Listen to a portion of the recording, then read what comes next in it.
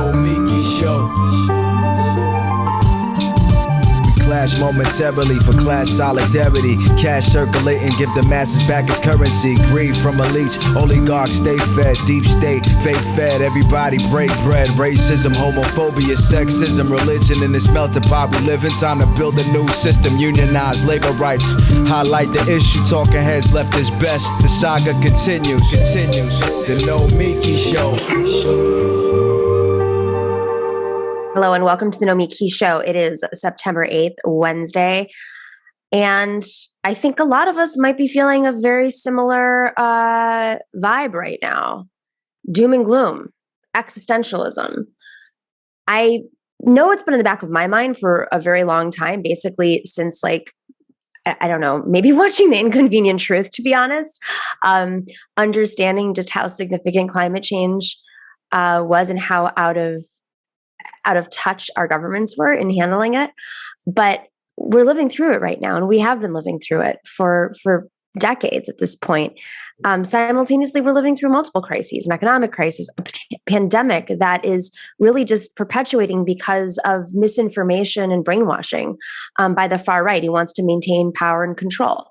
You know, much of our climate disaster is because of the same reasons. You have a far right that is in cahoots with capital, who is unwilling to make significant changes to affect their bottom line for this quarter. And of course, that leads to the demise of humanity, humankind and humanity, I say. All while we have migrants and refugees who are expected to be moving from Afghanistan into multiple regions of the world, which are no longer accepting refugees. Right here where I am in Europe, as you all know, I've been here for the summer.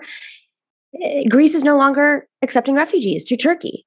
There's a question of human rights law being violated, international law. But they've decided with their center-right government, that center-right government needs to stay in power based off of a far-right extremist base, a base that doesn't want to see refugees. Not only are they shutting down the camps, and is the EU no longer giving money to bring in refugees, but the government here is being so generous to give the refugees 150 euros for 1 month to find a job and housing. The economic crisis in Greece, and everywhere really, but in Greece really has not gone away since the debt crisis of 10 years ago when they had the referendum. Greek citizens are struggling to make more than 800 euros a month, and that is a good salary. Most people make a few hundred euros a month. How on earth does this right-wing government expect refugees to relocate, find housing, and a job all within a month? And what happens if they don't? Where do they go? They go to another EU country? No, actually, they're not allowed to. Do they go back home? Of course not, because so many have left their homes because of disasters and war and starvation. We've lost our humanitarianism in this democratized world that we claim that we are, in this Western world. What a semblance of humanitarianism that we had post-World War II is really dissipating. Even in the countries that they say people are the healthiest, the strongest, they're the happiest. Even in Europe, even in Sweden, which has a far right, even in Northern Europe, where, supposedly the happiness index is much larger. The far right's politics, even if it's a minority, has strangled any sort of progress. And when we're dealing with so many crises at once, and governments are stalled all over, and misinformation is spreading way faster than somebody can tie a shoelace, it spreads in a nanosecond. How do we get out of this? And that just goes back to my original point of, a few days ago on Twitter, as New York was underwater, as reproductive rights were sent back to 1969 in Texas, as the hurricane had ravaged the South, as fires are across California once again, too many people I saw, smart friends, journalists, politicians, were talking about the future of this planet in real time, not some esoteric theory, but about real time. Is it worth it? What are we doing? What can we do? And you even saw Joe Biden today announce a new set of climate change proposals that are more aggressive than, frankly, any president has done, but still not enough. And as he said, it's only going to get worse. He said that as he was going through Queens, New York, my neighborhood, seeing the absolute destruction that came with a storm that nobody predicted. That is the new norm. We are all in this together. Rich, poor, of course, those on the front lines are the people who cannot afford to rebuild their house or live in the basement dwellings in New York City, can't afford storm panels or yachts to escape on when jumping from climate crisis to climate crisis. We don't have expensive insurance policies. But ultimately, nobody is spared. Of course, climate change, economic injustice, the pandemic are all affecting the most vulnerable people in our communities. And that is why it is so important that we keep our eye on the ball. Otherwise, why are we doing this? What is this for? I'll talk more about my own personal existential crisis on this Friday's Femme Friday. So make sure to check out Femme Friday this Friday. And then just a little special programming note, I am going to be off next week taking a vacation. I know I've been here, but I've been working, which I'll talk about on Friday. As you know too well, I'm going to be taking off a week before jumping right back into things. So make sure to check out our exclusive interviews that we have backed up for next week. You definitely want to watch them. We've been interviewing, doing these interviews all week. So you have some quality content next week. So definitely go check that out. We have a great show today. We have Andrew Fishman, Alleen Brown, and our panel with Arun Chaudhary and Rep Rabb. We're going to be talking about climate change, Bolsonaro in Brazil, and how the Line 3 pipeline is being intercepted, shocker, totally intercepted by Minnesota law enforcement that is sharing intelligence on protest organizers with the pipeline company. So stick around for that.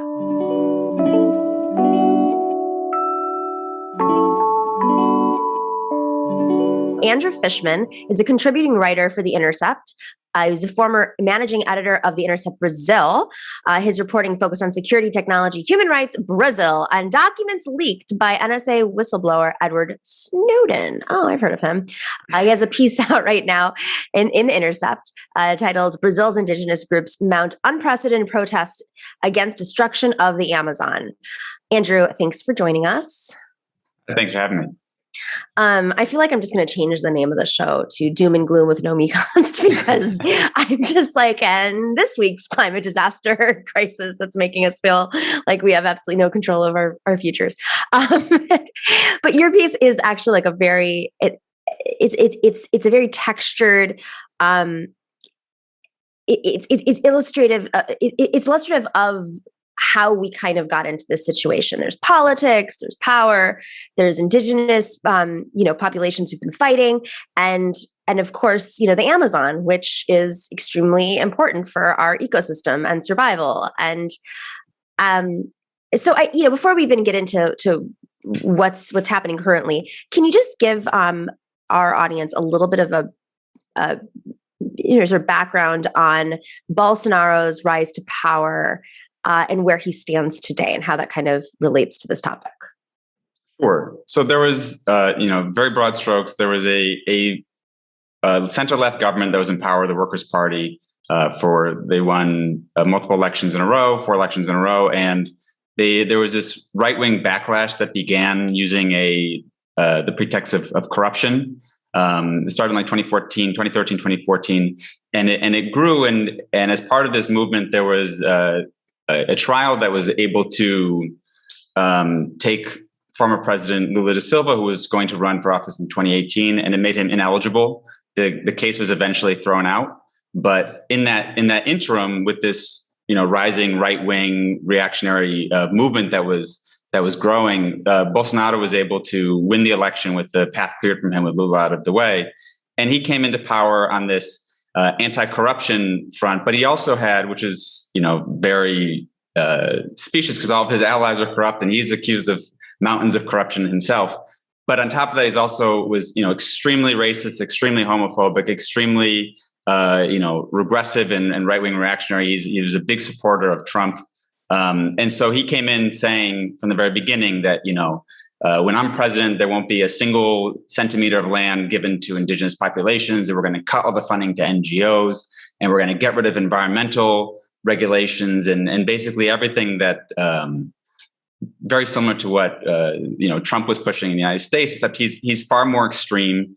And Brazilian democracy is a far younger institution than it is in the United States, and so the institutions are less solid. And so he's been able to really roll back all regulations and just push through very regressive policies. And on top of that, he's had the big agro lobby and the evangelicals in Congress, who are together represent the majority, working together with the oligarchs to basically run roughshod over human rights, and that's what we've been living since 2019. I mean, just to give this a little bit more flavor in terms of the institutions, I mean, it's a democracy, and obviously the population of Brazil is extraordinary, but in size. But I remember watching these trials, and I was so confused how the prosecutor could also be the judge. What is going on? It's not a clean justice system either. It's sort of like kabuki theater. Right? Well, a lot of judges and legal experts in Brazil were also pretty confused. This process is called Operation Car Wash, and it involved former President Lula, but it also involved some of the biggest construction firms and companies in Brazil. They created a lot of, let's say, innovations in the justice system, and one of the innovations included this very antagonistic judge who was, interrogating. Usually in the United States, you have the prosecution interrogates, the defense defends, and the judge just kind of rules, strikes and balls there. But in this case, you had, the judge interrogating Lula for 4 hours during one day and really grilling him. And it was clear to any, lay observer that he was taking a side with the prosecution, and he was becoming extremely famous and lauded internationally because of his role in this corruption trial. And so he also had a personal investment in this. And so that was one of the many things that we were able to reveal at the Intercept Brazil in 2019, when we got this whole archive of their conversations between the prosecutors and Judge Sergio Moro. We were able to show that they were in fact colluding behind the scenes. He was directing them in how to act, and it was in ways that were unconstitutional in Brazil and illegal. And that's why these rulings against Lula were eventually thrown out. And now he's the leading candidate for the election next year against Bolsonaro. Okay, so let's move this to present day. What's happening in the Amazon and Bolsonaro's moves and conflicts of interest too. It seems as if he's flexing his muscles in anticipation of an election in which he could very well lose based on the initial polling. Does that seem to be why he's doing this, or is this just typical Bolsonaro? Yeah, I mean, Bolsonaro's never been a big fan of democracy, and that's been clear. He came up as a politician, as a military man, and he was a big fan of the military regime. He won democratically, but even during that election, many of his supporters were calling for either the return to the monarchy or a new military coup and new military dictatorship. And so, who wants that? That's even it just depends. In the United States, I love it when you have the far right be like, they're like, the left, those communists, they want a military coup. We're like, well, no, that's you idiots. Nobody in the States, I think, fundamentally wants that. So if you actually want that and you don't understand who's behind it. If you want to crush your enemies and you think the military agrees with you and is on your side, then I suppose it makes sense. But I mean, anybody who's not an oligarch or owner of a factory is probably deceiving themselves, because the last military coup, the first thing they did was they slashed workers' rights. They repressed unions, and they ended up cutting salaries for people, and so it was actually very bad for people. But at the same time, they were able to censor the press, so that wasn't the story that was told, and that's not the story that a lot of people remember. Right. Okay, so yeah, go ahead. Sorry.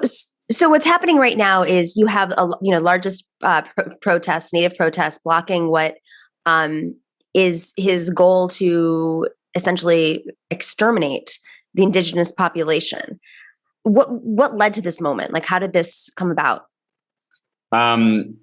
Basically, the agro lobby, which is one of the major industries in Brazil, the biggest exporter, they see this Bolsonaro government as their big opportunity to really push through all the things that they weren't able to do with previous governments.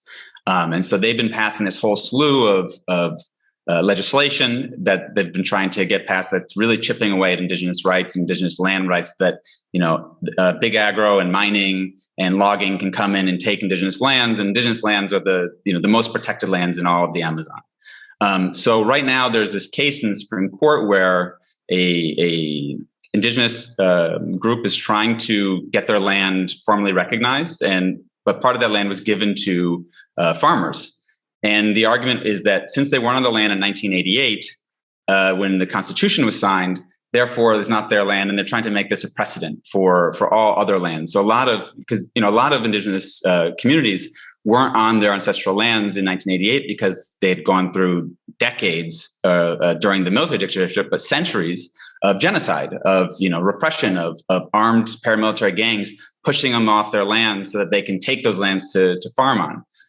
And so right now, all of the indigenous communities of Brazil from all over have unified and have gone to Brasilia to protest this case in the Supreme Court, because if this were to pass, they say that this is going to be the genocide of many indigenous peoples in Brazil. And beyond that, it's going to be, the destruction of the Amazon. We're very, very close to what scientists say is a tipping point, where if you, deforest so much that the ecosystem entirely will collapse and there's no return from that. It's going to turn into a big savanna. And the Amazon is, the source of water for the entire continent, aside from the global environmental impacts that it would have if that carbon sink were to be erased. So, and beyond that also, Brazil is run off of hydroelectric power. So all industry would be, completely obliterated. They wouldn't have power. The cities wouldn't have water. There would be, this massive environmental catastrophe. But there's people making money off of this. And the prices for soy exports, because the currency here is quite low right now, are higher than ever. And so these people, these farmers are flush with cash, and their lobbies are, putting people into the Congress, and they're pressuring the Supreme Court. And they're the ones that are, the main adversaries to the indigenous groups right now, the big agro groups, the ones that are exporting to China and to Europe and the United States. And they're the ones that the indigenous groups are fighting against right now. So a couple of weeks ago, 6,000 representatives of half of the indigenous groups in Brazil came to the capital, Brasilia, to protest and to show that they're unified against this measure and trying to get international attention. And 6,000 people doesn't sound like a lot, but when you consider that there's only 900,000 indigenous people in Brazil, it's actually phenomenal. I mean, there's people that came in on buses 4 days over land, risking getting shot at by paramilitary groups or stopped. And all these people coming together are speaking, dozens and dozens of different languages. I was there for many days, and it was really inspiring that, the power and the resistance that they had in the face of this massive enemy that they're facing.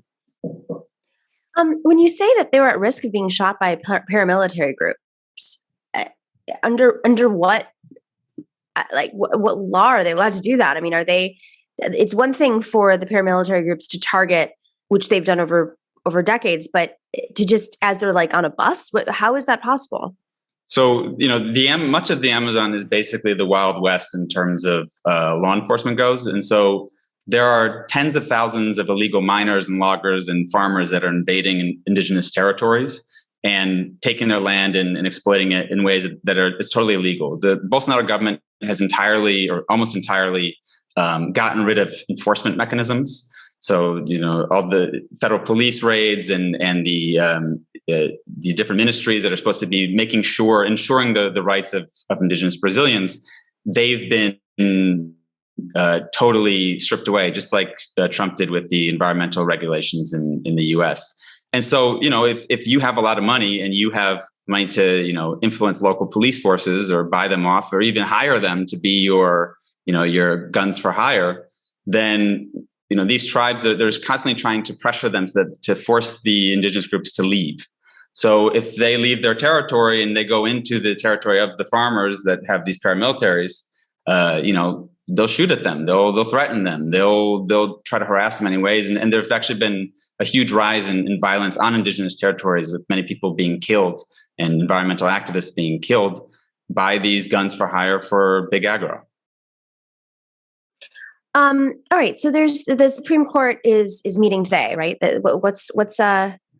What is that going to determine? And we don't know yet. Let's just be very clear that we're pre-taping, as our audience knows pretty well. But what might be decided? Yeah. So they've already delayed this ruling 4 times, but it's this case about and why? Why did they delay it? Well, that's up to debate, but I think it seems pretty clear that and the agro lobby has come out openly saying this in their own internal press, that they want this ruling to be delayed because they know that the court will rule in favor of the indigenous rights and in accordance with the Constitution. And the agro lobby has much more power in the Congress. And so they'd rather that this case be kicked down the road by the court so that the Congress can pass a law that's basically ruling on the same issue, which would make it more difficult or less likely for the Supreme Court to rule against them. If the court is to rule, it'd be much harder for the Congress to pass this law saying that indigenous rights begin in 1988, and if you're not on this land in 1988, then it's not your land. It doesn't go with the Constitution. It doesn't make any sense with how the situation has played out over the centuries. And as they say, our history doesn't begin in 1988. We've been here. We've been resisting for 15,000 years. And the Constitution is specific about this, that the rights of indigenous peoples in Brazil predates the Constitution and their laws. Fascinating. Okay. So the ruling is expected today, or is it going to be another kick the can down the curb? What is that? What is the line? Kick the can down the road. Down the road. Thank you. My goodness. They're expected to retake the ruling today, but any of the judges, any of the ministers can say, I need more time. I'm going to study this more. Wait. Ministers are judges. Let's just the Supreme Court ministers, okay, got it. Justices can say, I need more time and just, put the hold on this and that's what's happened multiple times. And that's what the big agro lobbies have. They've been lobbying for them to do. Are the justices partisan? Like, how is the justice system set up at the Supreme Court level? I mean, we saw what happened when Lula was on trial. Yeah, I mean, they're appointed by the sitting presidents, like they are in the U.S. In the U.S., you try to pretend like there's this impartiality, and it's purely based on interpretation of legal precedent. But obviously, anyone can see in 2021 that that's not the case in the U.S. and that's not the case here. And here, I think they're even more. There's less pretense. The justice system is clearly a political actor. They're clearly, what they choose to just rule on, what they choose not to rule on. They openly, have meetings with political leaders and lobbies, and there's plenty of stories about financial ties with different ministers. But yeah, they're a political body, and they make political rulings, and they're influenced by the politics of the day. And right now, I mean, they're the biggest. The Supreme Court's the biggest counterpoint to the Bolsonaro administration right now, since the Congress is in this majority on his team. Just so we have a sense, so the Congress is also up for election next year? Yeah, there will be congressional elections. And is there a Senate too? Like, what is the breakdown in terms of the balance of government? Yeah, the Senate's every 8 years. The Congress is every 4 years. So there's going to be a big wave of elections. And so, many of these, the majority of the Congress is what's known as the Centrão, which is called like the big middle. But they're not really it's not like they're moderates. They're just the ruling class. They're the elected representatives, the oligarchy in Brazil. So they've been part of the ruling coalition of every government since redemocratization. So, they're with the left, they're with the right, they're with, whoever has power, because they are the financial power, the political representatives of the financial power, and they want to make sure that they can get their deals and get their interests represented. So these same people that were with Lula and Dilma on the center left are now, many of them are with Bolsonaro right now. But since he's very much on the ropes, his popularity is declining. He's just been making all these, openly coup-mongering statements, saying that he'll no longer respect rulings from the Supreme Court. They still have their interests that they need represented and protected, but at the same time, another interest they have is getting reelected next October. So because of the massive protests that happened yesterday and Bolsonaro's statements, now there's increasing talk about impeachment, which still seems unlikely. There's been dozens and dozens of impeachment requests since he took office, and they've all been ignored by the leader of the lower house. And yeah, I mean, it's this impasse of in Brazilian politics where there's clearly this man that's not apt to lead. No one seems particularly interested in letting his vice president take over. I mean, he's a military guy who's made very extreme right-wing statements in the past, and he doesn't really he's not an experienced politician, doesn't have a huge constituency. And so it kind of seems like there's just this deteriorating political situation, and everyone's waiting either for Bolsonaro to try a coup or the election to come and him to, bluff like Trump did, saying that he wouldn't accept the ruling, but then he does. And so the next, year, 13 months are going to most likely be this continuing deterioration of the political situation, which is crazy when you consider, what Brazil used to be. I mean, under the Lula administration, Brazil was this leading light in politics, this new, pan South American cooperation that was, resisting U.S. Hegemony in the region, and was able to, the economy was doing great. They were giving money and just everything just seemed so positive and progressive. And at the same time, these big industry folks that have been supporting Bolsonaro, they were making cash hand over fist. They're making huge amounts of profits, record profits. But they turned against them because they didn't like the social policies. They didn't like, the economy started declining in 2014 under the PT, but also they didn't like that the Workers' Party was not blocking the car wash corruption investigations because they were all implicated. So they moved to impeach Dilma Rousseff. Which was was that documentary? Was it Democracy on Fire? Is that what it's called? Yeah, I think so. I thought it was a fantastic documentary. Really, it was, from my perspective at least, pulled back the curtain on just how these proceedings can go, and also how misogynistic it was on top of it. Like, clearly misogynistic. Andrew, absolutely. Just a last question before we wrap. International community, the Amazon, everybody has a stake in having a planet that breathes and has water. I mean, especially with the climate initiatives that are, I think, being amplified a little bit more in the last few weeks. Is there any sort of pushback from the international community? I mean, yes and no. The biggest buyer right now for these products from the Amazon is China, and they're not, putting much pressure on Brazil for better environmental practices. But the EU has been, however, the European Union, but their economic influence is diminishing with time.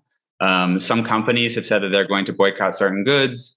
The Biden administration is no fan of Bolsonaro, and they've been pushing them on environmental issues, but they also have their own interests. They want them to help them in their fight against China and to use U.S. allies for their 5G infrastructure. So there's this, it's not 100% pushing on the relationship.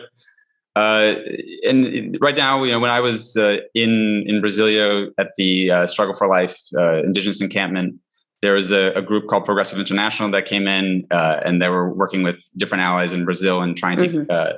They said that when they leave, they're going to start organizing a boycott against international financiers of the destruction of the Amazon, Blackstone, Cargill, JBS. But if without very serious pressure from governments, without sanctions and boycotts and from corporations, I mean, basically a lot of money is being made, and people aren't thinking about the long-term consequences, but the long-term consequences are going to be catastrophic. Absolutely. Andrew, really interesting reporting. Please keep us in the loop with any developments that happen. I have no doubt that we're going to be reaching out again pretty soon. You can check out Andrew's piece in the Intercept right now. And of course, this story is developing in real time for the most part. It's in, we'll have it in our information section below the show, below the video, but it is in the Intercept. It's titled Brazil's Indigenous Groups Mount Unprecedented Protests Against Destruction of the Amazon. Andrew Fishman, thank you so much for joining us.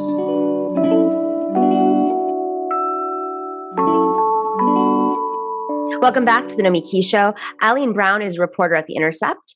She's a New York-based reporter focused on environmental justice issues. She's been on before to talk about Line 3 protests that are happening right now, and she has a piece out in The Intercept titled Minnesota Law Enforcement Shared Intelligence on Protest Organizers with Pipeline Company. I wish I could say I was shocked, but I'm not, especially given our last conversation we had a few months ago regarding what was happening with the the intelligence that was being shared at that time. So Alleen, let's talk about what this protest is about, how significant it is, and then we can get into sort of the other stuff. Sure. Sounds great. And thank you so much for having me again. Okay. So the protests happening in Minnesota right now that have been happening most of this year, or all of 2021 actually, are centered on this Enbridge Line 3 tar sands oil pipeline. And one of the reasons it's a big deal is because it is one of the fossil fuel infrastructure projects being developed right now that has kind of the most potential to impact our climate because of the type of oil that it would carry. So tar sands oil has some of the most significant carbon emissions of any type of fossil fuel, and this project would reroute an existing old corroded pipeline and double its capacity, basically carrying tar sands oil from Alberta, Canada to this transport center right on the border between Minnesota and Wisconsin. So most of it's in Minnesota. And people are fighting it for a few reasons. One, of course, is this climate impact that I just talked about. Another reason is because of the risk for oil spills. This company, Enbridge, has a pretty rough history where it comes to inland oil spills. It is behind what has been called the biggest inland oil spill in U.S. history. Real quick, inland. What is inland oil spill? Oh, I guess I mean just not in the ocean. Got it. Yeah. Okay. So no big deal. right. Yeah. That doesn't mean it's not in water. So Line 3 actually ruptured in the 90s, spilling a whole lot of oil in wetlands in northern Minnesota. So the same pipeline that's now dramatically expanding has spilled before. Enbridge is also behind another oil spill in the Kalamazoo River in Michigan, where, again, I think I would have to double check the numbers, but I think around 1 million barrels of oil, maybe more, spilled into the Kalamazoo or a tributary. And this heavy oil, again, this particular kind of oil sort of sunk to the bottom and was really hard to clean up. So people fighting the pipeline call themselves water protectors because the fight is really centered around protecting the water and protecting wild rice that grows on a lot of lakes in Minnesota, which kind of brings us to the third reason that a lot of people are fighting this pipeline, which has to do with Indigenous people's treaty rights. So a big chunk of this pipeline would pass through the treaty territory that several Ojibwe tribes in Minnesota have rights to. This isn't reservation land. It's land that via, I think, various treaties these tribes have rights to hunting, fishing, gathering, and I believe traveling. And several of the tribes say that they've not been properly consulted about bringing this pipeline through that territory, and really don't want it there because they're worried about this sacred food, the wild rice, and sort of other concerns. So, I mean, this is it's a shame that we are now being so educated on how these protests go down, and the amount of money that's put in to monitoring protesters, water protectors, folks who are showing up in solidarity with the water protectors, filmmakers, journalists, etc.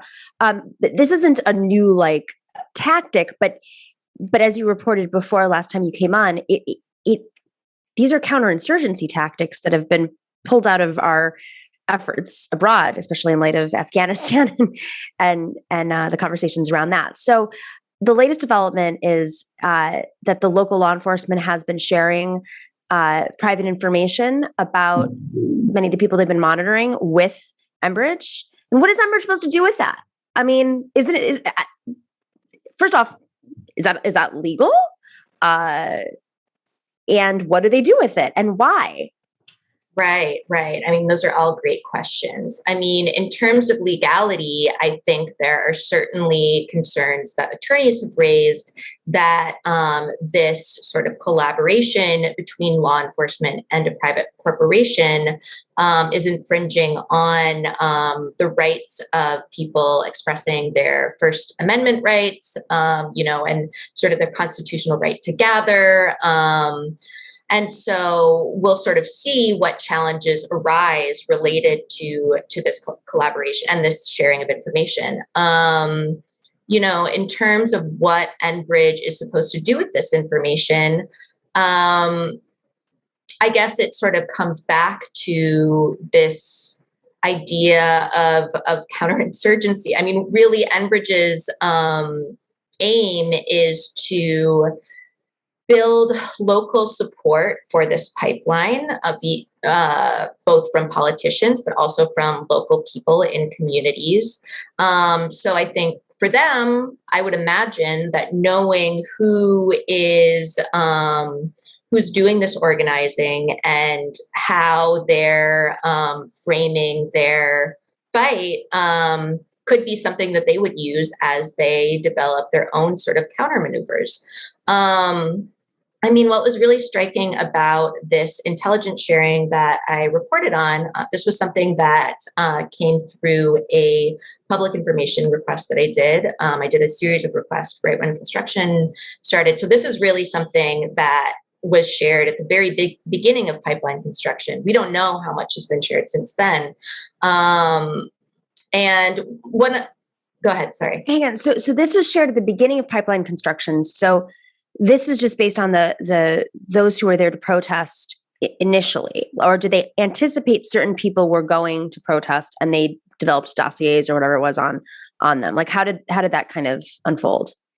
I mean, I guess we know actually from previous reporting I did with my colleague Will Parrish that there was monitoring of anti-pipeline organizers before construction even began, or I guess construction in Wisconsin began a little bit earlier, so they were doing some work back then.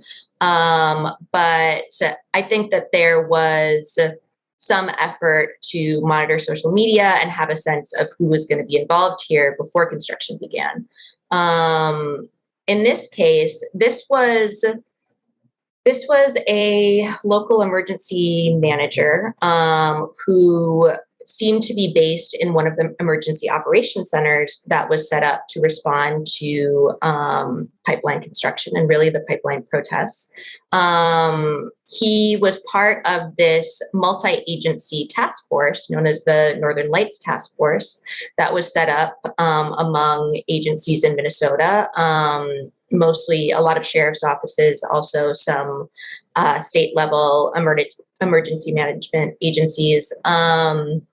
So this guy's a member of this Northern Lights Task Force, and he's talking about these intelligence meetings that appear to be held regularly among members of this task force. And he actually reaches out to the security lead for the Enbridge's security lead for the Line 3 and invites him to attend these 9 a.m. intel meetings. And he goes so far as to say, hey, we've missed you at these meetings.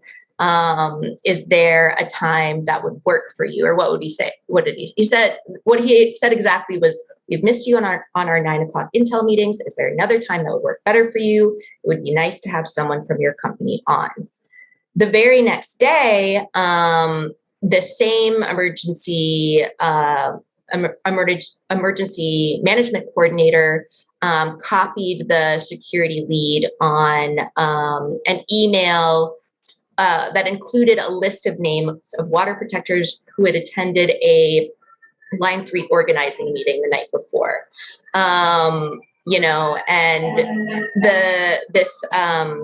this list of names was attached to another email that had been forwarded onto the security lead, as well as other Northern Lights Task Force members. And it's an emergency management director for the Fond du Lac Band of Lake Superior, Chippewa, which has sort of agreed to allow Enbridge to pass its pipeline through the reservation after a lot of pressure and a lot of kind of money being offered up. And this emergency management director says, this is all I got from last night. That and a back of the head headache from the musical performances and guided breathing and stretching exercises. So clearly this guy went to this meeting, and it might have been a Zoom meeting, I'm not sure, and passed along this information. Under like a false identity, I assume. I mean, we don't know. He might have just been like, yeah, I'm a local guy and I'm attending this. I assume that no one anticipated he would be then passing this list along to Enbridge. I think that's an open question because, these are small communities. I'm sure people in Fond du Lac know who this guy is, or I know they do. So he could have been in a Zoom meeting with a false name. He could have been, openly attending this meeting without, noting that this would be shared with Enbridge. I have this. Okay, so we're into it's September 8th as we're filming today, and this is airing on September 8th. And in a couple of days, it's gonna be the 20th anniversary of September 11th. And I, like so many others, are reading, articles about just the legacy of Afghanistan and the legacy of what happened after 9/11. And of course, the Associated Press won that Pulitzer about a decade ago when they reported on the spying that was happening in Muslim centers in New York City in particular. And some of these centers were places where they were just doing like food drives to hand out to their community. I mean, really, like nothing. Like there was barely even a religious component to it. And yet you saw members of the FBI not only monitoring, but they had informants that were in these community centers directly communicating with the intelligence on the outside for whatever reasons, which we all know were completely, jumbled. But I bring this up not because, we're studying how movements get. This wasn't even a movement. This is just a community center get disrupted. But these are counterinsurgency tactics. And it just boggles my mind that they continue to be used over decades and decades and decades when whatever their end goal is, it doesn't seem to work no matter what, or whether it's in the middle of war, whether it's in communities that they think are, I don't know what threat food pantry was to anybody, or water protectors who are literally fighting. But again, they're not going to not fight. They're still going to show up and fight. They still are. Other than intimidation and fear, but it's all done in secrecy. And so that's what I don't understand. What is the end goal when the end goal has proven time and time again to not work? Because they can't murder people anymore, at least in the Western world. I mean, I think really the end goal is to get their pipeline built and to pump as much oil as they can out of the ground, transport it, get those contracts, get that money, and this pipeline the construction is almost done. They're telling people that they may be pumping oil in October. Whether or not that happens, we'll see. But the Dakota Access Pipeline, people are still fighting it, but it was completed, So sure, whether, I guess, if you're thinking in terms of like war, you can think about like battles and the greater cause, if ultimately water protectors want to stop these projects from being built, keep as much oil in the ground as possible, and keep us with the most livable climate as possible. I think there a lot of oil and gas and other resources have been kept in the ground. There have been pipelines that have been stopped. There have been projects that have been stopped, really big ones. And so who's winning, I think, is an open question. But if you're looking at this pipeline in particular, it's a really like holistic approach that involves maybe getting this intelligence and having someone, a public official, infiltrating a meeting. But it's also, the work they're doing to lobby in the Minnesota state legislature, the governor. It's, making friends in communities and getting a local environmental organization to think Enbridge is their friend. It's, PR campaigns and, so it's this whole approach. And that I think, a minor goal might be to stop this movement and stop water protectors from blocking construction. But the bigger goal is to just finish construction. And they say that they're moving toward that. And unless there's an intervention very soon, they may end up pumping oil through that pipeline. Is there any sort of movement or response from the Department of Interior, from the Energy Department, from Biden administration at all? I don't believe there have been promising signs from the Biden administration. They were basically, they've sort of indirectly indicated that they support the pipeline moving along. Various groups, including tribes, have been fighting the pipeline in court, saying that certain permits should be overturned. And the Biden administration has basically, defended the, I think at least one federal permit that was granted. So, he's not saying much, but he's certainly not intervening to stop the pipeline. And, this rhetoric around jobs has been really important here. Biden did step in and stop the Keystone XL pipeline, and a lot of workers' organizations, unfortunately, were not happy about that. And so I think that there's some real kind of liberal political maneuvering where it's like, okay, we stopped this pipeline, but it doesn't seem like he's cutting in here. And I think that jobs rhetoric is a big part of that. Don't worry. He announced today that by 2050, 80% of our grid is going to be solar. Right. So, right. See you underwater. Yeah. 2050. Thanks. If we still have a New York by then.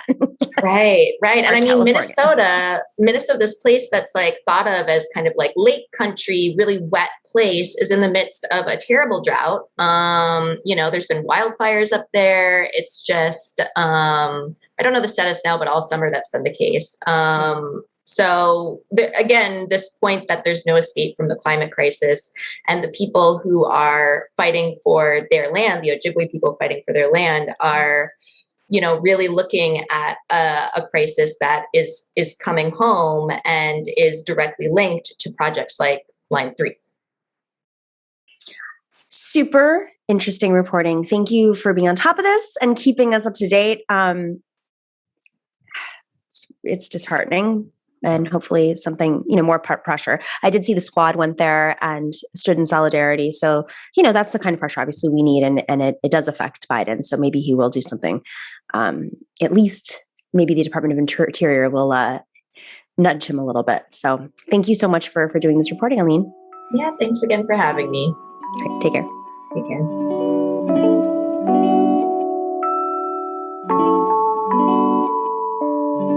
Sunset Lake CBD is my jam. You guys know it. It's a farmer-owned company. We love our farmers that shifts craft CBD.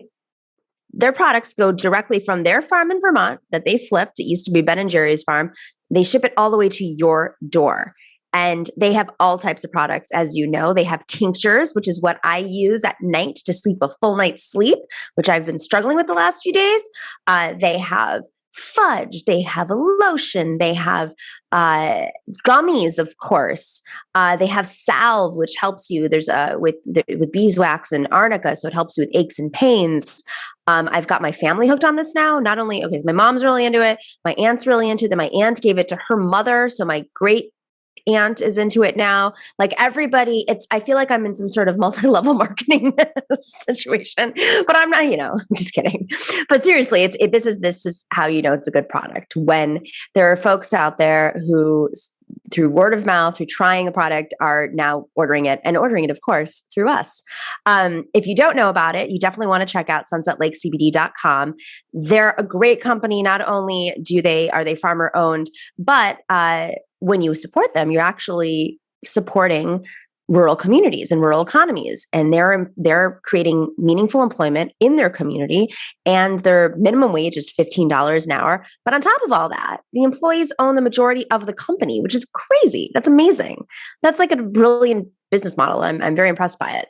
And on top of all that, they really support independent media. And I cannot emphasize how much that makes a difference when you're still not big enough to get the big companies coming in and have one of those media companies that are selling your ads. But this is when you actually need the money to be able to hire staff and keep the infrastructure going. And of course, if you're an independent media on the left, it's of course harder to fight the algorithms. So we are really grateful to Sunset Lake CBD. They support us. They support the David Pakman Show. And of course, the Majority Report.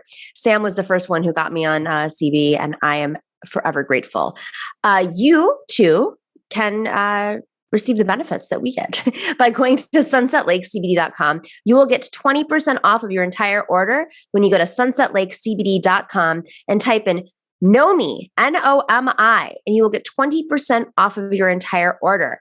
I think I'm going to be ordering some gummies. I think that's my next. I took a break, but they're so delicious. I think that's my next thing, because I got to get back into my routine, and the tincture's almost out. I got to get another one of those. But the gummies, I really love them. And I feel like the fudge, I can't stop eating the gummies either, but the fudge is more dangerous. It's delicious. It's very good, but it's more dangerous. So if I'm going to pick my sweet, I think the gummy is the way to go. All right, go check it out, sunsetlakecbd.com. Type in Nomi, Nomi, and you'll get 20% off your entire order. We will be right back with our fabulous panel. I'm afraid the cancer has spread throughout your entire body. Your heart and lungs are barely performing their functions. Based on this, I believe you have no more than 2 weeks left to live. I'm sorry, but it's well past my bedtime. Goodbye.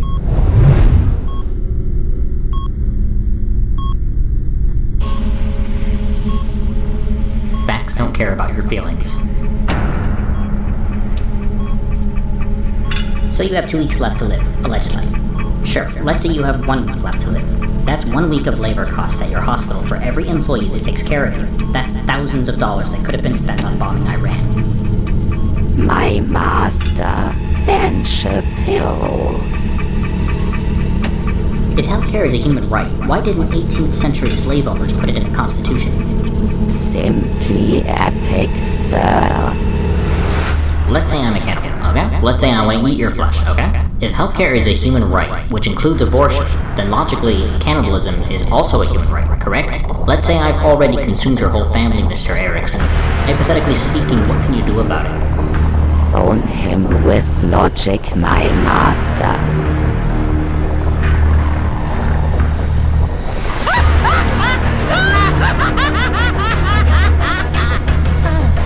Destroy him, Ben, destroy him.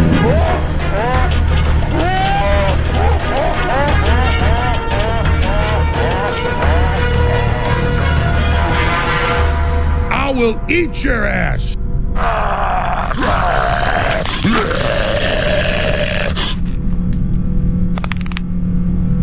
Whores in this house, there's some whores in this house, there's some whores in this house, there's some whores in this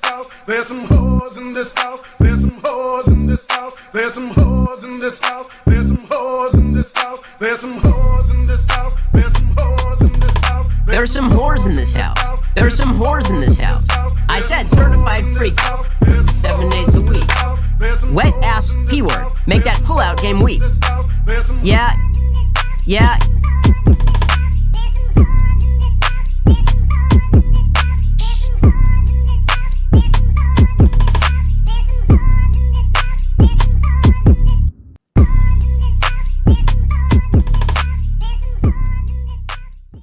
Welcome back to the Nomiki Show. It is Wednesday, September 8th, and we are so grateful and so honored to have this esteemed panel, starting off with Arun Chaudhary. He is a political filmmaker.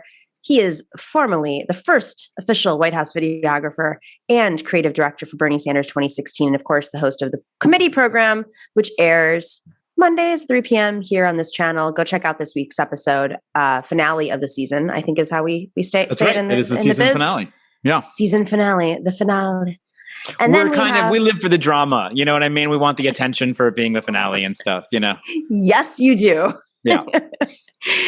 And speaking of drama, I am very honored's not the right word. What's the word to use? This transition is suffering. Come on, you can do it though. Just take it, grab hold of it, make it happen. Fun fact, fun fact. We have a descendant of the one and only Robert E. Lee in our presence. Of course, Representative Rabb. I'm waiting for that to be on your like mailers against you in your next election. Descendant of Robert E. Lee wants to go against his own ancestors, and he needs to invent an app or something so it's not the first line in his obituary. You know? Oh wow, that's amazing. Other than being a representative of the beautiful state. That's the best I have at the end of my life. I would have. We kid. Listen, as the most progressive member of the legislature in Pennsylvania, I think you've really turned this ship around. You've done good. You've done good. Absolutely. Speaking of, do you notice how this transition worked? Speaking of, y'all may have heard that Robert E. Lee, his statue in Richmond, Virginia, which has been there since 1890. It is a 12-ton statue of the, quote, Confederate traitor, is off the pedestal. Let's play this clip real quick.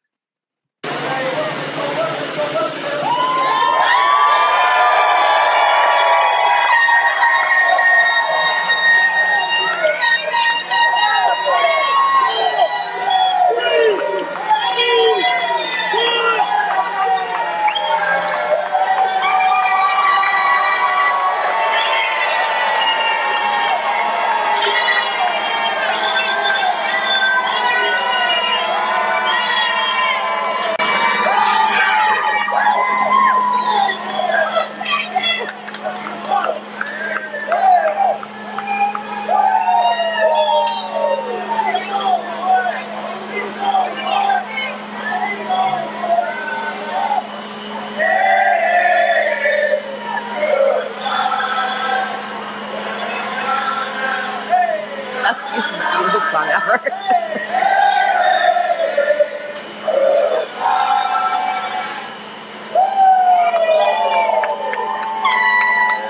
All right. So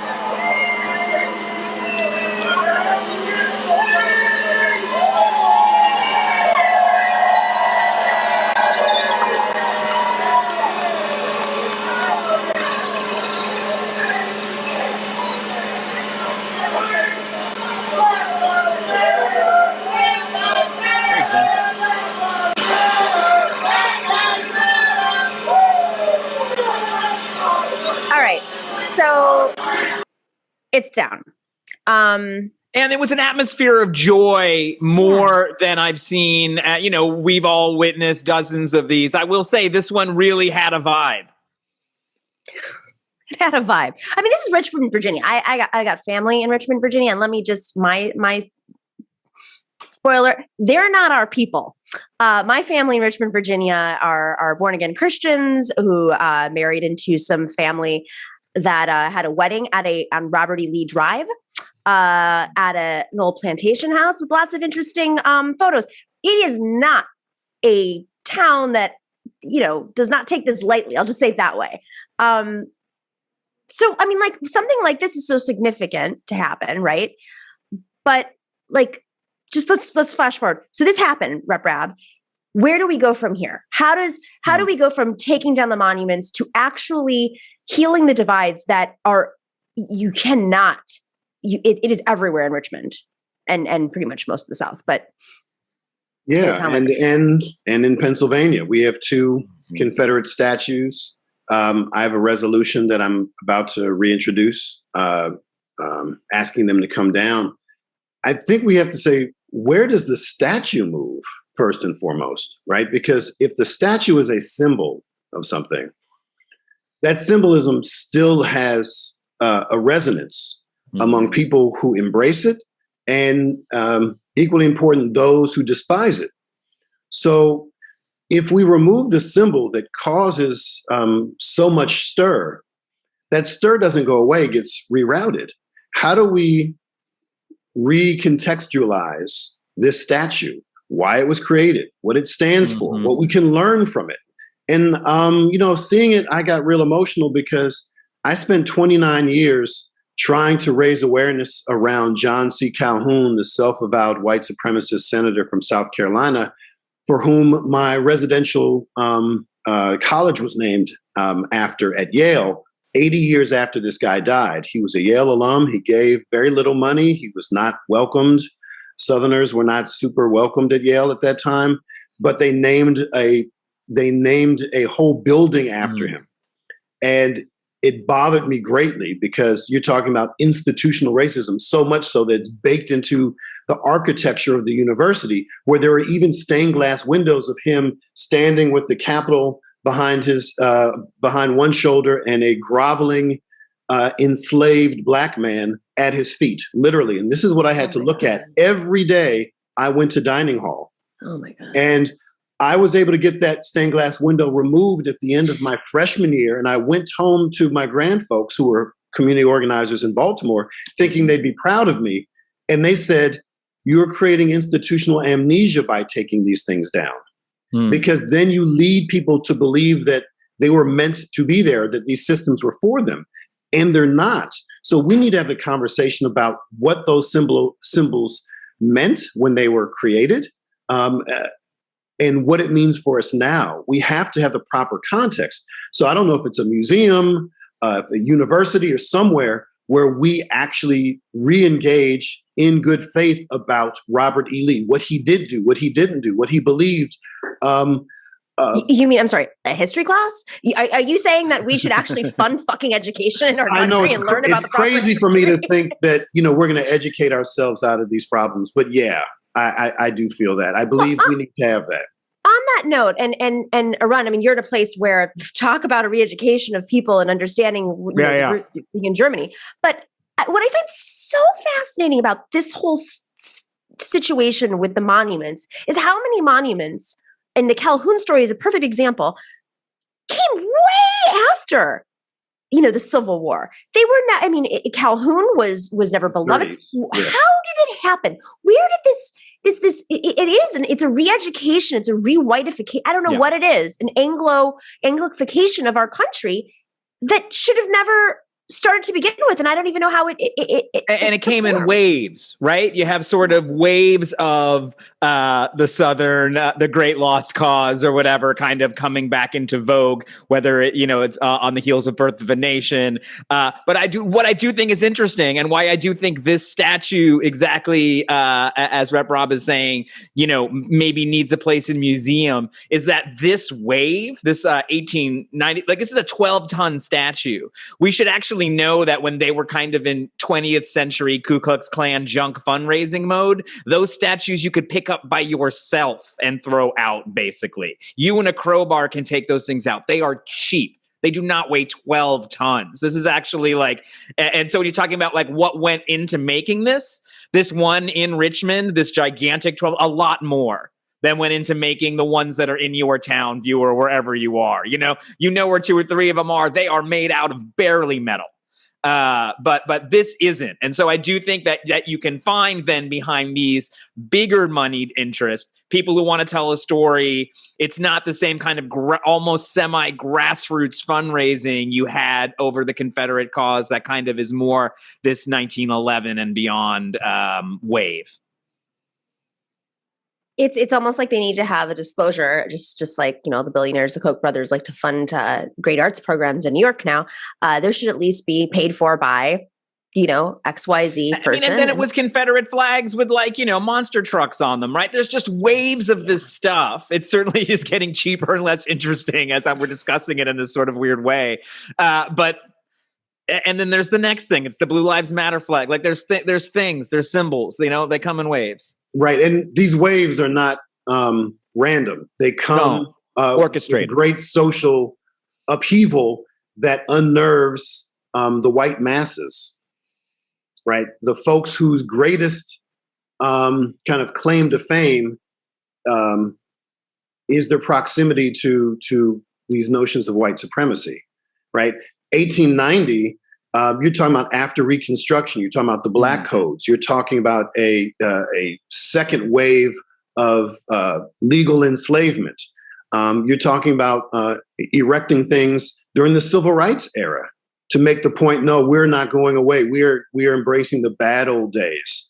And they were made out of tinfoil and balsa wood, to Arun's point, It's important to understand that context. And I had to push back from the time I was 19 till my late 40s about the context around which John C. Calhoun was given this great honor. People didn't understand it. It was out of context. And people would also compare him to other folks. Oh, well, he's no different than so-and-so. And you're putting a 21st century lens on a 19th century figure. I'm like, no, there were abolitionists in the 19th century. I descend from quite a few. They thought it was abhorrent then, as did white abolitionists. This is not a 21st century lens. This is comparing apples to apples. Go ahead. I was just going to say that we talk about other symbols that arise in these social upheavals. We can call them the last death pangs of white supremacists. I have a colleague, a very conservative Democrat from rural PA, who just re-announced his Blue Lives Matter caucus. This is a Democrat. And I sent an email to every single Democratic member and their staff saying, this is abhorrent and this is unacceptable. If you want to have issues to discuss law enforcement, there is already an affinity caucus to do that. And this does not align with the professed values of the House Democratic Caucus of Pennsylvania. This stuff is not a Southern thing. This thing is proximity to socially acceptable white supremacist thought. Right. Even and if the Klan is not a Southern thing. Believing. Right? Like the Klan has had more membership in Pennsylvania than in most places in the South for most of its existence, That's right. So either one of you who wants to chime in, but I do want to get to kind of how Germany dealt with their dilemma. Yeah, I mean, but wait, before we get to that, just real quick, how did somebody like a Calhoun in that particular case, because it is so egregious, it suddenly become this figure worthy of because there's other, if you're just looking for an old guy to rehabilitate, he's a strange choice because it's was it like a donor? Was it a descendant? It's a great somebody question. Like married a No, this is a wonderful question and one I've been fielding for 2 decades now, 3 decades. It's very simple, and it was enshrined in the documentation of the Angel Committee. That was the president of Yale University at the time, where a bunch of old white guys got together to come up with names. And they settled on him because he was the most influential Yale alum of the 19th century. They didn't say the best. For good or bad. Exactly. But here's why all this hue and cry around diversity, equity, and inclusion is so important. If you have a bunch of grumpy old white guys, right, it's garbage in, garbage out. They're only going to consider men. Obviously, alums are only men at that time until 1970. You're going to consider people who are the most powerful in the most narrow and pernicious ways. You're not going to consider white supremacists' thoughts as negative because they were actually espoused quietly or boldly by the university, whether it was his kind or some other kind. And let's remember, eugenics was big in the 1930s. Part of the core of white supremacy and the Southern aristocracy was saying these folks are less than. They're not really human. And they try to come up with all kinds of ways, even to justify coming up with the disease. Is it drapetomania? Black folk who sought to free themselves. They call that a disease. So in that context, why wouldn't you choose the most influential Yale alum of the 19th century, who was arguably this man who was Secretary of War, Vice President, U.S. Senator, and was one of the leading voices that would lead to the to the Civil War. I don't think that probably was as high as the other ones, but still a very, very prominent and powerful man. And it's power. And that's what these Ivies have in common in other elite institutions. They have blood-stained endowments that come from the same institutions that were promoted and amplified by white supremacist thought and benefits from enslaved labor.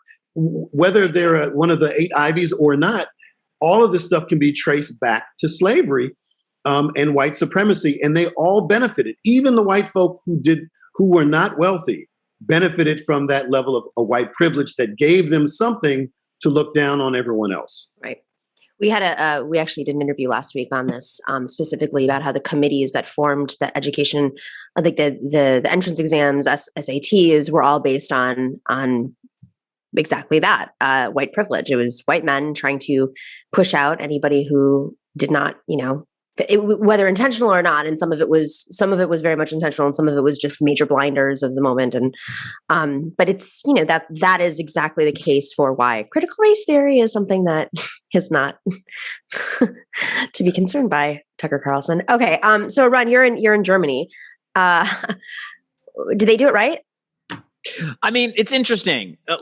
People often talk about the in Germany jokingly in America as an overcorrection or, in these kind of ways. I think it's probably interesting to look at it in comparison to South Africa. So in Germany, you do have a lot of awareness around the Holocaust, World War II, et cetera, et cetera. Camps have been maintained, all of these things.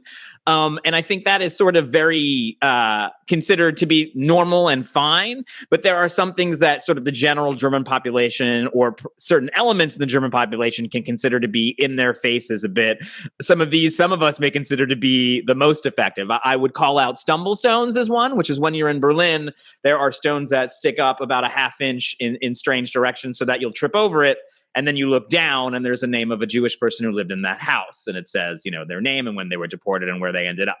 And, in a very non-cynical way, I actually once on Kristallnacht was, walking to my doctor's office and saw 3 super German guys, definitely from out of town. Berlin famously is this super diverse cosmopolitan place, German guys in overalls, being German. And they were looking at the stumble stones and thinking about it. And it was kind of amazing to see. And so I do think there is this sort of awareness, pushing it around.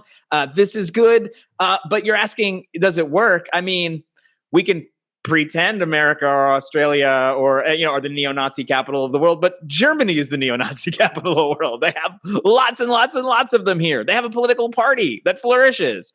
So things like banning the swastika, stuff like that, seems to be grabbing Jell-O, and it gets away from you the harder that you try to grab it. So I think there is some sense in which some very, very good things have been done, and some of these things are very effective. But if you're asking, or no, I mean, some of these things seem very morally correct, and when they're in action make you feel good, actually feel good. But if you're asking if it's effective, I'm just not sure that's true. And I do think you saw in South Africa with the Truth and Reconciliation Commissions sort of more of a coming together. And yes, of course, that's an incredibly biased institution, but less biased than the institution that formed Germany, which is the Cold War.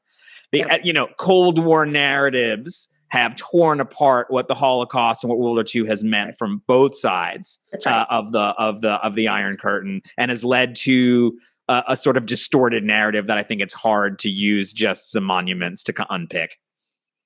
Interesting. I mean, I'm curious if there, and this might more just be the way that the democracy is set up in Germany.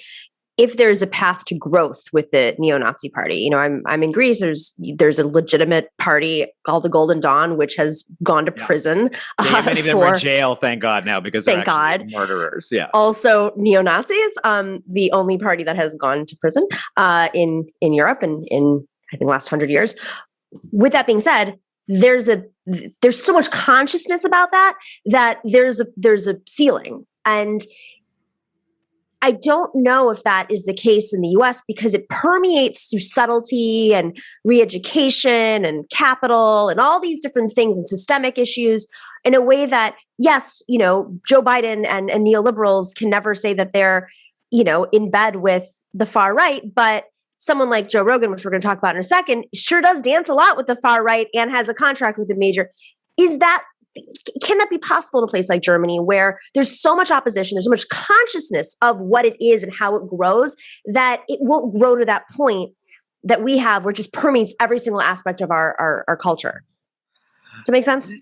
Yeah, it makes sense. Unfortunately, that's not what I think the situation is. I think the situation is one that it develops in Europe and then will come across to America and is way farther along in Europe. In America, it's hard to have a third political party even. Giorgia Meloni, who is an outright fascist in Italy, has the largest political party in Italy. Marine Le Pen, who is a terrible campaigner, if she was anyone else but her, would be the president of France. There's almost no question. And in Germany, you have the AfD. Like the Nazis have a party. They have a party that's not Republicans. You know, they're not pretending to be in the CDU. They have parties to join all over Europe. And so I think it is scary. They have places to go. And will these things rise? The question isn't in this conscious cultural work as much as it's in austerity. You know, where did the AfD come from? Of course. From 40 years of thinking that poor people should pay the debts of rich people. That's right. Yep. All right, let's shift gears just a little bit because we have a pandemic that is not going away anytime soon. You thought Delta was here. There's a new one out that has hit 48 states called the Mu or Me. I think it's all based on Greek letters, but I don't know if whatever, it doesn't matter. In Greek, it's Me. In English, it's Mu. So the Mu variant, of course, is something that, as of right now, they don't think the vaccines are going to be able to protect. But asterisk is that, if everybody got their vaccine, we wouldn't have the Mu variant. So Joe Rogan, just a gentle reminder to everybody who watches this show that he has a very, very, very, very, very large contract, which the amount of money he got for this contract at Spotify is basically like, it could pay for like the education of like, they won't pay a band, 4 states. You know? Yeah, exactly. So he got COVID. Shocker. He was a denier of COVID at one point, vaccine denier, questioner, as well as masks. And friends with Alex Jones, I just want to give you guys a big summary. Sure, he endorsed Bernie Sanders, but conveniently, a lot of Bernie Sanders people went to go listen to his show and went down the rabbit hole, I'm sure. So he has COVID and he's on the horse dewormer shit. So let's play this clip. Bro, do I have to sue CNN? I don't know. Do you? They're making shit up. They keep saying I'm taking horse dewormer. I literally got it from a doctor. It's an American company. Mm-hmm. They won the Nobel Prize in 2015 for use in human beings. Yeah. And CNN is saying I'm taking horse dewormer. Yeah. What? So they must know that's a lie. There's a lot of people saying it. Right, but a lot of people can say it. Okay. Yeah. Like the internet says it. Who cares? Sure. But CNN is saying it. Like Jim Acosta. Okay. I do hope he gets better, by the way. You know what I mean? Like, COVID seems, it's like a horrible, horrible wasting away thing. He even sort of looks bad there, you know? I'm really indifferent at this point. If it means that millions of people don't get misinformation and like continue to spread this pandemic, and then people who are extremely vulnerable and don't have millions of dollars to just like, whatever stuff he's taking in, because he's obviously on a lot of stuff as he's pumped right now. He's jacked. No, but really, I mean, that debating like he admitted that he took it, and then he's just not claiming that it's a horse dewormer, right? I guess, even though technically that's what it is, but it is recommended on the brand, though, right? There's no connection to COVID. Yes, exactly. I don't give a shit what the semantics are. The bottom line is you're not a doctor. And I love when they do this thing where they're like, well, do your own research, AKA here, follow my Twitter site and go look at these like crazy doctors who are on the internet who deserve to lose their license. I mean, this is bottom line. I mean, we understand that the horse dewormer thing is bullshit, but I'm so concerned about this because you've had people in Spotify, actual workers at Spotify, protest Joe Rogan and the misinformation, disinformation that he's spreading. You have an actual like group of they're saying they don't want to work there anymore because of him. He has so much power because of this disinformation. He has so much money because of course your audience is going to grow if you're spreading lies. This is part of the fascist playbook. When are we going to start to effing get this? I will say it's not new, though. We see it happen now because the media monopoly has been broken in some case. You know, this playbook was invented, interestingly enough, by Freud's grandnephew, Edward Bernays, who, while working for the tobacco industry and the bacon growers, was the first guy who was like, if I can find a quack doctor to write me a shit study, I can have other people quote this, you know, and we can make sure that women smoke Lucky Strikes. Like I can make this happen. And did, and is while good. They're pregnant. And the reason we don't know this history is because back then there was an absolute media monopoly that actually made all of this stuff seem like we lived in a safe, good world. So I absolutely share your apprehension over media disinformation, especially medical, especially during a pandemic. But I think this conversation would have been impossible, you know, even just a few years ago, that it's actually, we wouldn't even be talking about it because it would be effectively hidden underneath a 3-network system. With that being said, he would have not had the platform to peer as if he's some sort of pseudo journalist. Oh, I'm just a comedian interviewing people. I'm interviewing politicians. I'm interviewing doctors. No, but it would have been Dr. Phil doing it on Oprah instead, you know? Well, there was a time. Is he the wrong one? Oz, maybe. Phil. I mean, I don't know. One of these guys. Yeah. I think there was a time that we're overlooking between Dr. Phil and now, when social media used to be called new media, and when new media, through what we would call the net roots, was able to actually push some change. They brought Lou Dobbs down when he was doing a lot of things that was anti-immigrant. Hey kids, Lou Dobbs was on CNN before he was a crazy person on Fox Business. Just right, but CNN the thing is, what I don't like about the conversation around CNN is, CNN has a reputation as being a mainstream and leader in cable news, but they're an extent of all that is wrong. All that is wrong. To compare, to juxtapose Fox News and CNN, it's like people saying they're two sides of the same coin. They're on the same side of the coin. They are absolutely on the same side of the coin. We're talking about corporate media, and we don't understand. Just like here's the visual. The visual is whatever platform you really like, and you're have media illiteracy. You're not stupid. You just don't know how things are connected. You don't realize that the things that your people are talking about are owned by the very thing that you like. Like it could be an amusement park, magazine, blog, social media platform. They could be all essentially owned by the same entity. And if we don't know that, then we rest our power with those folks who just want to sell us shit. And we have to do two things. And I've been saying this for over 20 years. No matter what your first issue is, whether it's the environment or gender equity, your second and third issues have to be electoral reform and media reform. And when I mean reform, I mean more transformation than actual kind of tweaking things. We need to blow it up. Yeah. And both those things are headed in the wrong direction. Was that around? Well, both those things are headed in the wrong direction. And we even see that, like Alex Jones show, the things that actually will advertise him still are insane. But that's a good thing. The reason it's a good thing is because it is a recognition of how scared the right is, that the only way they can win is to cheat by suppressing votes and by making it harder for everyone to vote, right? That lets us know what they're really focusing on and why. Because all of the things they haven't gotten done yet, they will get done through these voter suppression absolutely. Mandates. And that should be a reminder to us that whatever we care about, we have to talk about electoral and voting rights and understand how the media is complicit. When I say the media, I mean corporate media. When we talk about independent media, folks like you all, that's where the real power is. And that's where we need to draw on and amplify it so that we have a fighting chance. And and you know, all of us have been in this game for a while, and we all laughed when you mentioned Netroots, because the three of us, we're in the Netroots gen. There was a different time. There was a different time when you could float on MSNBC, always corporate media, and you could go on and your blogs and your videos would be shared, and you'd get sometimes millions and millions of views.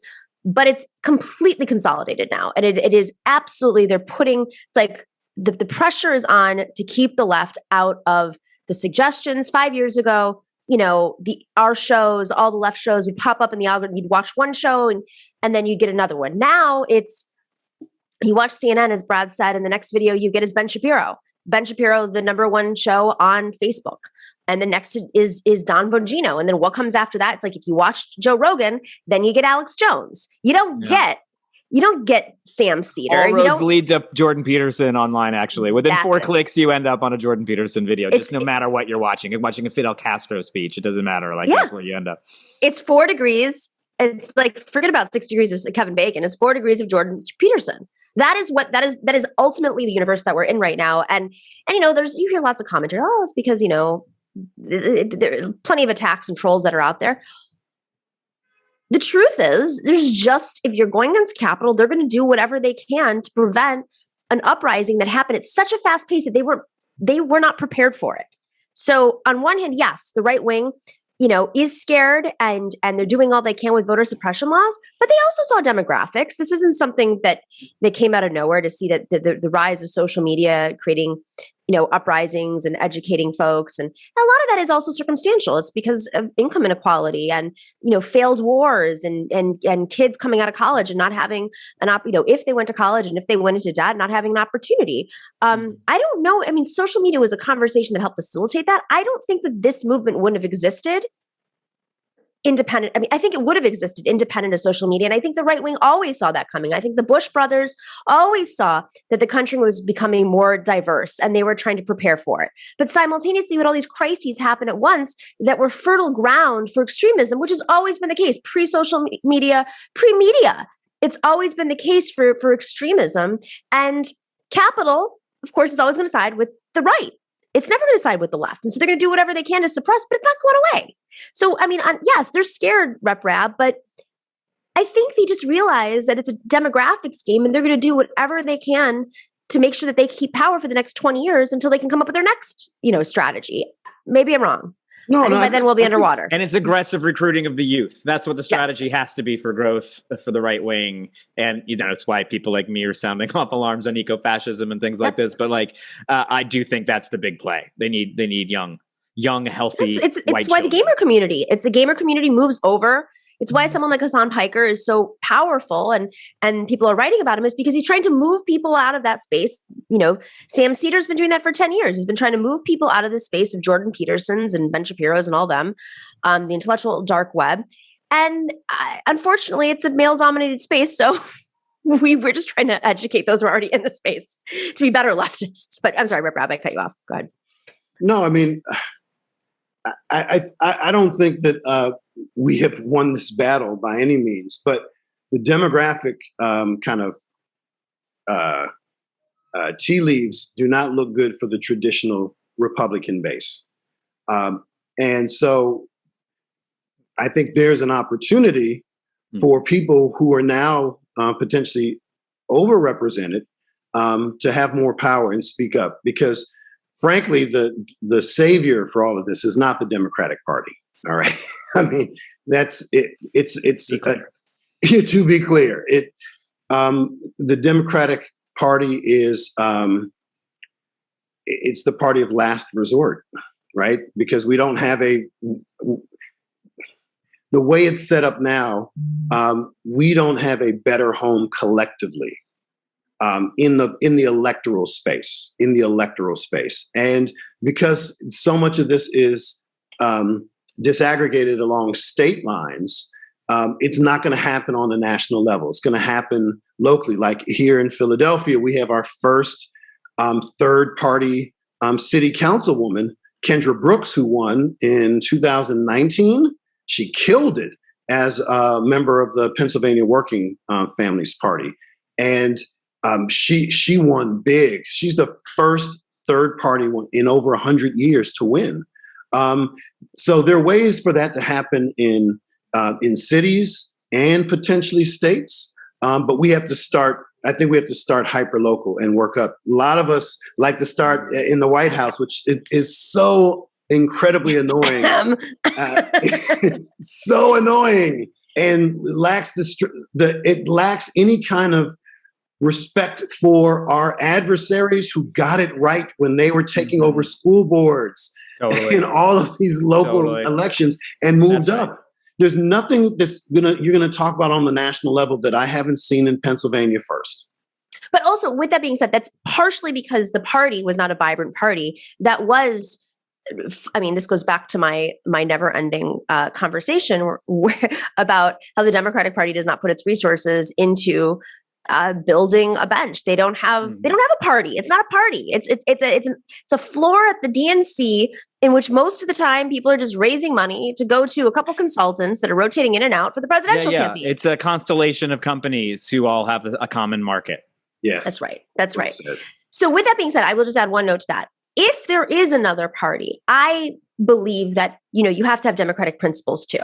And so, yes, it's great to get elected in another line. What kind of party is it? We don't want to fall into the same patterns that the Democratic Party did, which took them a lot longer to do so. I mean, we're a new movement for the most part, electoral movement. The left is like rising, and a lot of young people have never been involved in politics and are working on campaigns. There's a lot to be learned, and we're learning very quickly. And sometimes it's difficult, the lessons that we have to learn. But simultaneously, we don't want our new institutions, which we're building, to end up doing exactly what the Democratic Party did, and Emily's listed, and HR, all these different organizations. Yes, but you also don't want to be like, Bernie 2016, which at some point was hamstrung because people didn't have political chops, right? They didn't know how to handle those big conversations and make sure they kind of got our fair share at the table, because they didn't know what the conversation was. So I do think it is a combination of grassroots, but then also